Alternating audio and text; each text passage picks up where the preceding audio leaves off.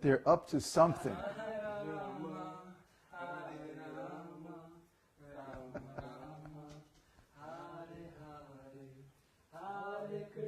Where did you get all those flowers? Krishna Krishna, Hare Hare, Hare Rama, Hare Rama, Rama Rama, Hare Hare, Hare Krishna, Krishna Krishna, Hare Hare, Hare Rama, Hare Rama, Rama Rama,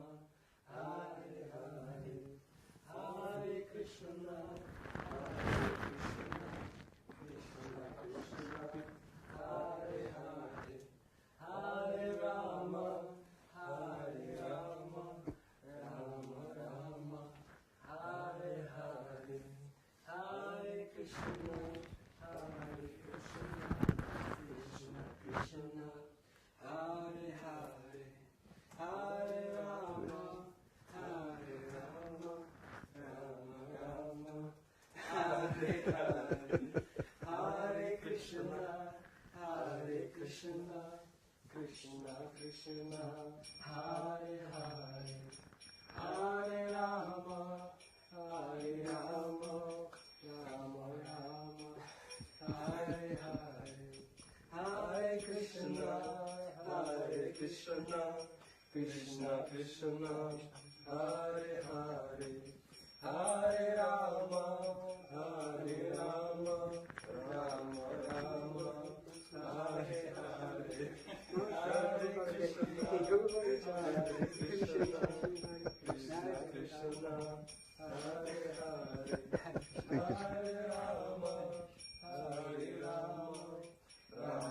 Rama, Hare Hare, Hare Krishna, Jaya Babaji, Jaya Babaji, Jaya Babaji, Jaya Babaji, Jaya Babaji, Jaya Babaji, Jaya Babaji, Jaya Babaji, Jaya Babaji, Jaya Babaji, Jaya Babaji.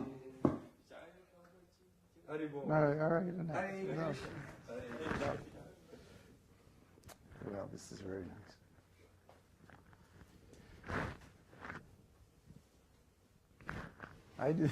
I didn't know anything about this. This is a big surprise. This is very nice.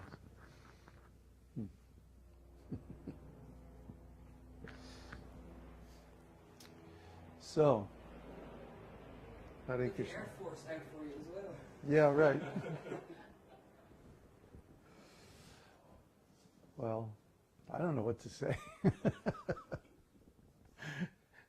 They planned this all by themselves, so I am not responsible. But, huh? They have no sound. They have no sound. But we have.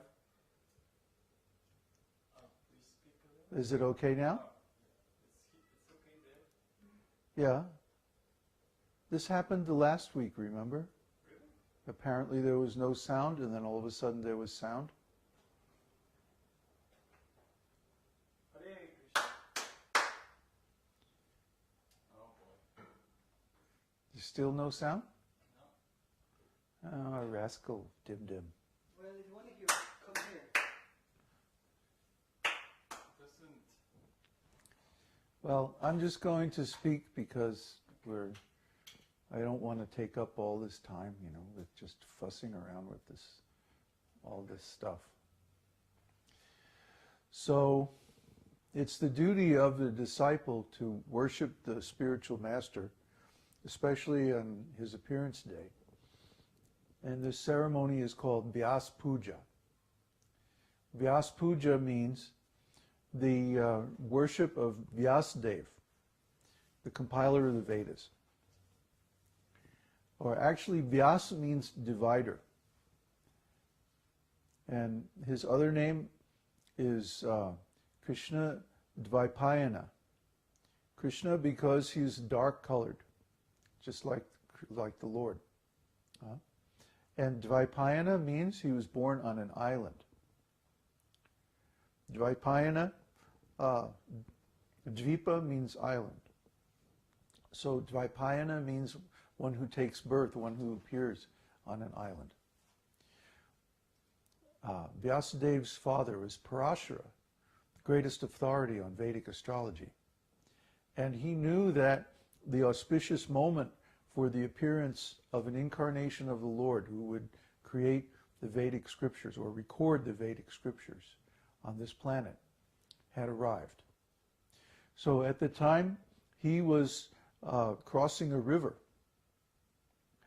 and he was in the boat, and the boat girl was a daughter of a fisherman, or actually she had been born from a fish. And it's a long story. Anyway, so he said to her, you know, now is the time when a wonderful incarnation of the Lord can appear. So if you would have sex with me at this time, then he can come. And she said, well, two problems. Number one, I'm a virgin. And number two, we're out here in the middle of the river where everybody can see. So, no problem, says Parashara. I'll give you a boon that the baby will be born immediately. And afterwards you'll retain your virginity. This is not an ordinary birth. This is a spiritual birth. And number two, we'll go over to this island here and I'll create fog, which will obscure everything. So they went over to the island. Now, if you read in the beginning of Krishna book how Krishna appeared, Krishna does not appear by the ordinary process of seminal injection. First, Krishna appeared within the mind of Vasudeva. And then he transferred himself to the heart of Devaki. In other words, there was no need for the usual procedure of creating a child in the ordinary way. This is a spiritual birth. So in the case of Vyasadeva, something similar happened. That his essence or his pure form appeared in the mind of Parashara and then was transferred to the heart of his mother, whose name at the moment I can't recall. Anyway, he was born immediately in his spiritual form and left that place with his father, Parashara.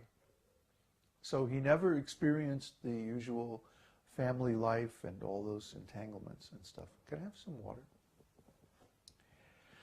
So Vyasadeva, then he heard all the Vedic literatures from his father, Parashara, who was a great sage.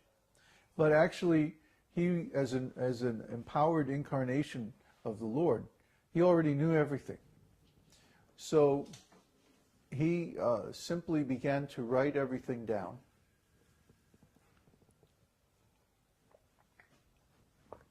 And with the help of his disciples, he divided the original Veda. Originally, Veda is one. Veda simply means knowledge. Whatever knowledge is true and whatever is important, then that's its Veda. So by the mercy of Vyasadeva, he recorded all the Vedas and then divided them into 4 parts. The Rig Veda, Sama Veda, Yajur Veda, and Atharva Veda. Those are the 4 Vedas. And from those 4 Vedas, then there are 4 disciplic lineages. The Śrī Sampradāya, the Kumāra Sampradāya, the Rudra Sampradāya, and the Brahmā Sampradāya. And they all go back to these great personalities, Lord Brahma, Lord Shiva, the 4 Kumāras, and Lakshmi. So there are 4 Vedas, 4 Vedic Vaishnava Sampradayas, And those who follow the Vedas are called Vaishnavas. So this is the process of how the Vedic knowledge comes into the material world and is passed down. And so the Guru appears in one of these four lineages, either the Brahmā, Rudra, Lakshmi, or Śrī Sampradāya. And at any given time on this planet, there is always a bona fide acharya in each one of these four sampradayas. So the acharya is worshipped as the representative of Vyasa.